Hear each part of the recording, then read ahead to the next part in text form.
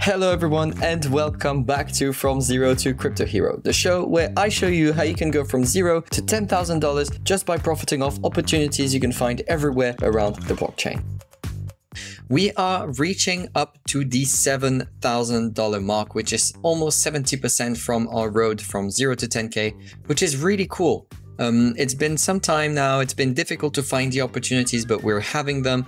They are coming up right now. It's airdrop season and we're doing very, very well because we've been working at it for some time now. So last week or 2 weeks ago, actually, we got 3 airdrops that we were eligible to from doing different stuff with CryptoHero. So we had the When that was on Solana, the Hyperspace because we've done some trading on the marketplace, and some Jupiter. Now, all of those, if you didn't follow and you didn't claim them, make sure you follow my Twitter account because I do say every single time that there's an airdrop you can claim, and you're welcome. And also, some of them we've deserved, so good work because it's not always easy. It can be a little bit boring sometimes, but we're moving on. Obviously, the Hyperspace rewards are still ongoing, so you can farm them. But if you want to figure out how to farm them to the best of your ability, you can figure out their doc and or last video that I made. This time we're going to be talking about the Hyperspace mints. So what is that? Hyperspace has a Launchpad, which means that you can launch your token or your NFT on the platform directly. Now, in order to be certain that you're able to mint, you have to be in the whitelist. And often it goes out really, really quickly. Now, minting is super risky. Sometimes it can go up right away. Sometimes it can go down. So I'm going to show you here live in 9 seconds. I'm going to be minting 3 of these NFTs, and we'll see. It might go up, it might go down. It's going to be a fun experience. Definitely something that you can learn from, whether it goes up or down. Now, what dictates if an NFT collection is going to do well or not? First of all, it's all about the demand. If people are going to buy it, if people are going to speculate, if people believe in the project, it's going to have a better price, a better floor than the others. And also the supply is very important. We did an episode with Louis where we explained exactly what drives the floor price of a collection up or down, and most of it has to do with demand and supply. We saw that this opened a few seconds ago while I was explaining it, and already almost half of it has been minted out. That's a very, very good sign. It shows that there's a lot of people that are connected, that are buying, and it's very promising for the price of the NFTs. So remember, I bought 3 at 2.5 and I also had 1 at 2 AVAX. And to be eligible to the whitelist, I had a discussion in the Woofy server, which is one of the NFTs I bought last time in the video, and they were handing out whitelists to their holders. So some collections give whitelists. That is a utility, and sometimes it's a very good one. We'll see what we can do here. Trading opens only once the collection has either finished minting or if it's minted out. So if they say, oh, here, for example, we're going to be minting for 3 hours. Well, then at the end of the 3 hours, you can trade it. Before then, if I go right now into my wallet, well, right now I can because it just minted out. But if I went before then, I couldn't have traded it. And now we can see that we minted it for 2.5 and the floor price is 3.18. It might go up, it might go down, but you can see here there is a lot of activity. A lot of people are buying, a lot of people are selling, and basically it's just chaos. That's the way it works every single time. So if you find a good collection that has a very strong demand and a very strong community, often it can go very well very quickly.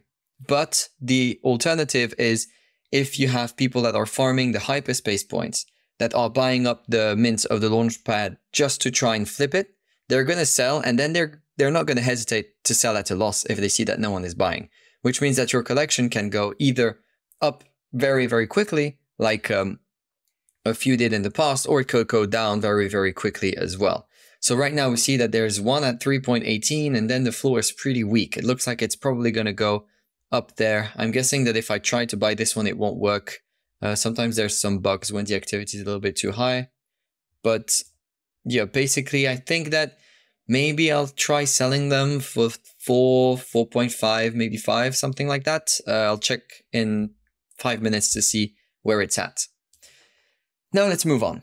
I'm going to be talking a little bit about move to earn platforms. There's 2 of them that I really enjoy for different reasons, and I want to talk about them just a little bit. So let's start with DFIT.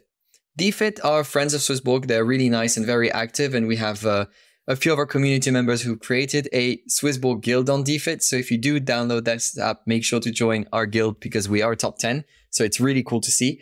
And basically, you walk, you swim, you do whatever physical activity, and then they will give you some of their tokens. If you're premium, you get more. If you play for free, you get less. And that's a great model to be running because it means that you can, whether you have a big investment capability or not, play the game and enjoy it with your friends.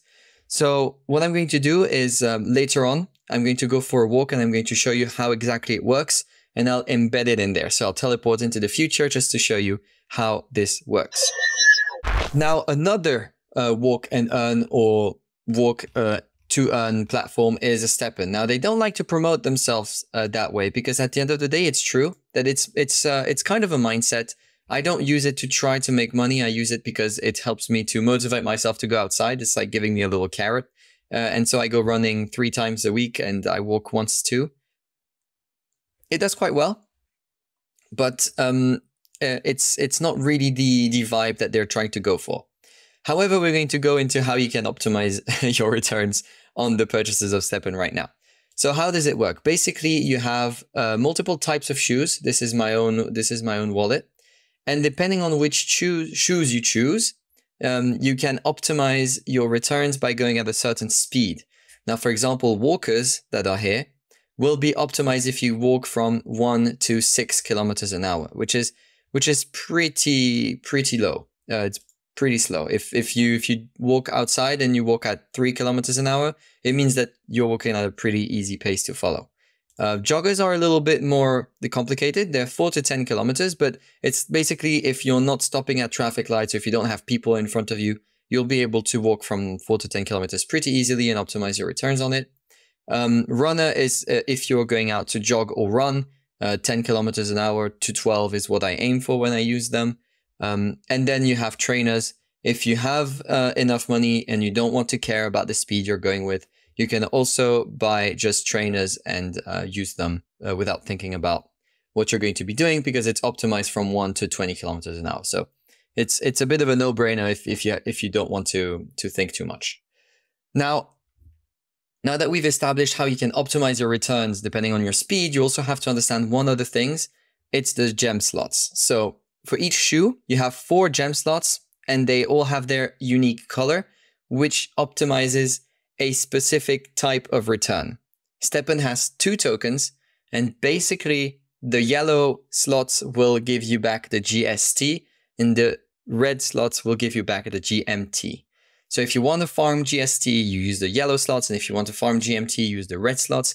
In terms of money return, GST will give you more on the dollar, but it's an infinite supply, so it's less of a safe bet than the GMT would be if you believe in the ecosystem, basically.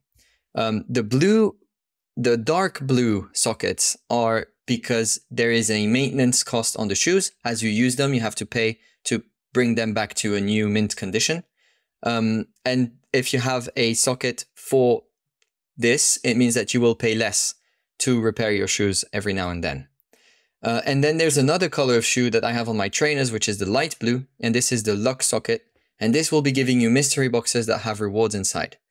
So now that you've kind of figured out a little bit, it's pretty brief, but you figure out kind of a little bit, okay, this is how you can do. You have different speeds. You have different types of rewards you can try and get.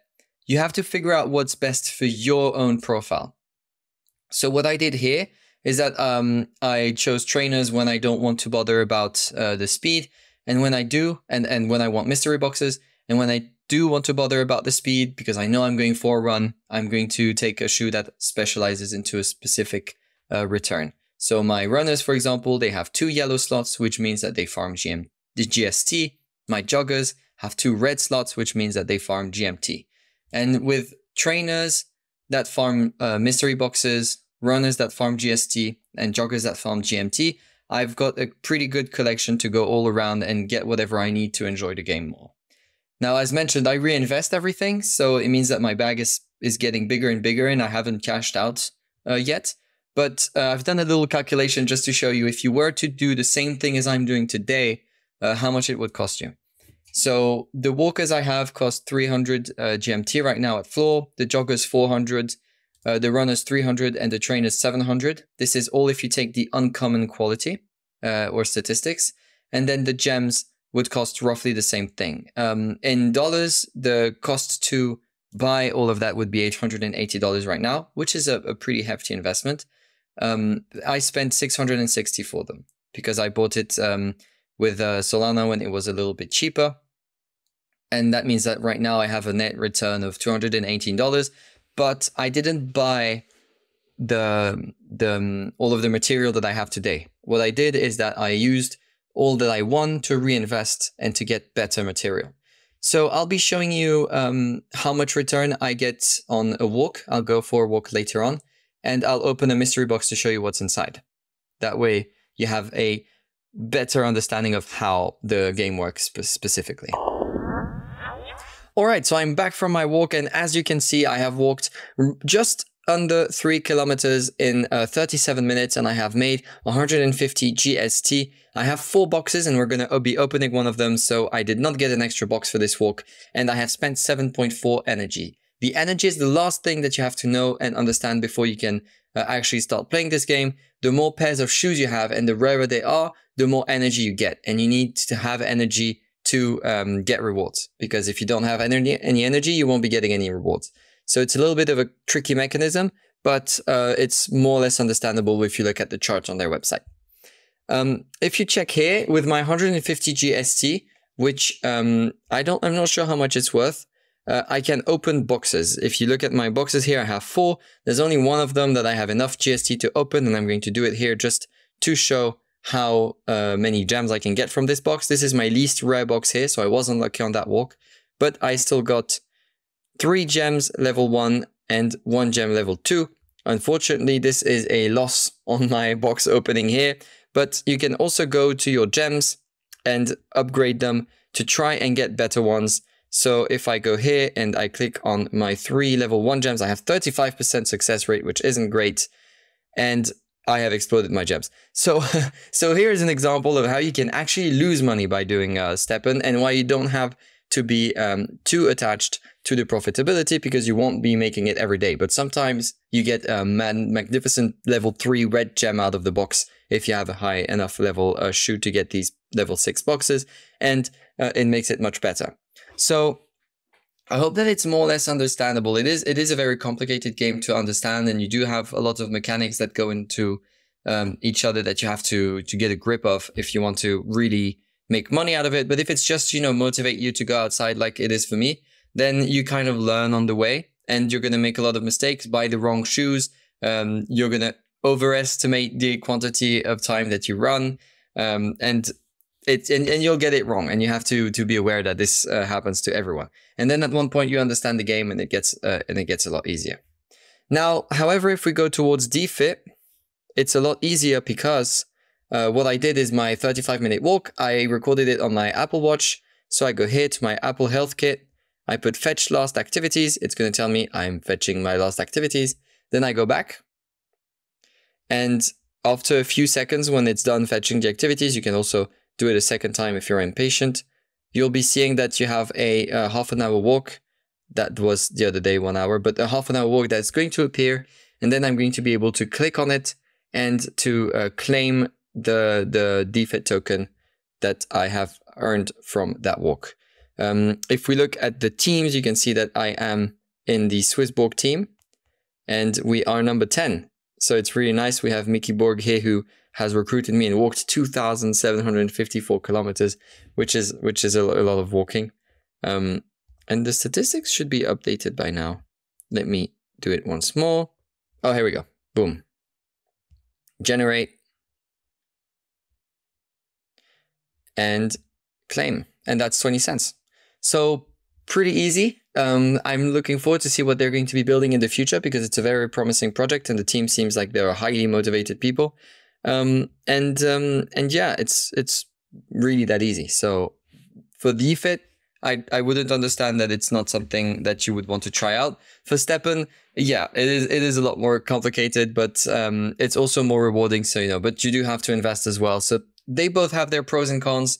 And I think that defit is maybe better if you don't know if you're going to be able to walk every day consistently for some time. It's a good test. It's a little bit like a fake trading account where you can just try it out, and without taking the risk to lose, you're able to figure out and answer the question, am I going to be able to make profits from that kind of application? The third part of this video is also going to be focusing on mobile games. There is a game called Saku Monster and a game called Heroes of Mavia. You might have heard of these games. Heroes of Mavia is basically a Clash of Clans but crypto. So that's the pitch. If you know Clash of Clans, which you probably do, because it was the biggest game from 2012 to 2015 or something like that, then you understand what Heroes of Mavia is all about. And Saku Monsters, at the moment, it's just an egg. You get a notification here and there at a surprise time during the day. And the fastest you go click on the egg, the more points you get. So it's really super easy. And I'll be showing you right now both of these games, starting with Saku Monsters. So this is the Saku Monster game. It's really super easy. You have the egg here. I can't tap it because I've already tapped it when I received the notifications. When you tap it, the faster you tap it, or if you're in the first people to tap it, you're going to get a lot of coins. And if you're not going to get a lot of coins. But there's not that many players at the moment. So I'm ranked 6,738th. But I'm not that far behind because you get a few thousand coins every time you tap on the egg. But it doesn't work super well right now. Then you have a chat with the community. They're not always happy, and most of it is just sharing ref codes, so it's pretty useless. And you have this, which I'm not too sure what it's for, but they're cute. And you have also your referral code, because who doesn't love a good old referral code? So if you do download it, use my referral code and put yours in the comments down below so that I can use it in the redeem someone's code here. I can do 3, so I'll pick 3 from the comment section a couple days after the video goes out. And that's it. We don't really know that much of what's going to be happening, but it's pretty promising and it's really easy, so why not give it a shot? All right, so now that we have gone on to the iPhone iOS's Saku, I don't know if it's available on Android. I don't think so. We're going to go on Heroes of Mavia, and Heroes of Mavia is the opposite. It's available on Android, but I didn't find it on iPhone. So if you have one of the two phones, you'll be able to play one of the two games. And Heroes of Mavia is not working right now. Let me restart it. This is my Saga phone, so I have a few crypto apps on it. Maybe it doesn't help. Here we go. We're in the game. And yeah, there's not that much to explain on top of it's a crypto Clash of Clans. But it's brand new, it's making a lot of noise, and that also is promising for projects when they're able to get as much traction. It's not the best game in the world right now, but I guess that it will have a lot of upgrades, and it will have the money and the funding at least to develop something that's going to work. So here we can see that it's still the tutorial. I'm recruiting stuff. I'm building armies. I'm building mining factories. They really didn't try to reinvent the wheel here. I'm going to recruit some new people. These guys, I used them in the tutorial before. Finish now, finish. And can I show you a battle?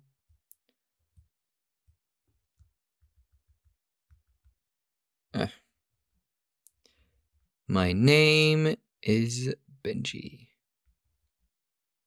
Here we go. Cool. Let's see. Battle.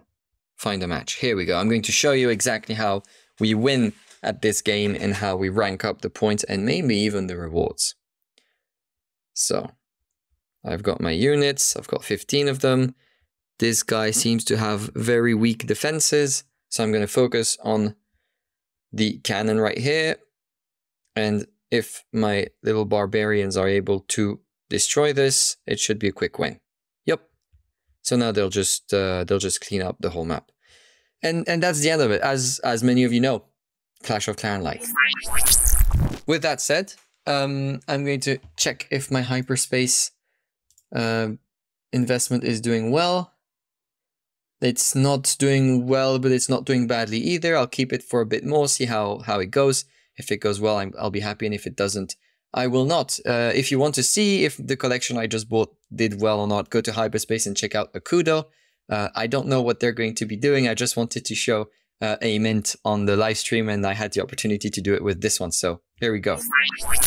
So I hope that this video was entertaining. It's very different from usual. We did a mint, which is a very, very risky way of playing with NFTs. We looked at walk to earns with DFIT and STEPN. One of them is super free. The other one is a little bit more expensive and a little bit more complicated as well. You really have to figure out and plan out what you want to do before doing it. And then Saku monsters and heroes of Mavia are mobile. Very, very easy to use and or play with, or just not if you don't really care about them. Next time we're going to be focusing a little bit more on some blockchains like Starknet, Solana and Cosmos, but for the time being we're trying to have a little bit of fun and get rewarded in crypto for it as well. So thank you very much for following. I hope it was fun and that you're going to be able to use these apps for the better of your wallet. Thank you very much and have a very, very profitable week. Cheers.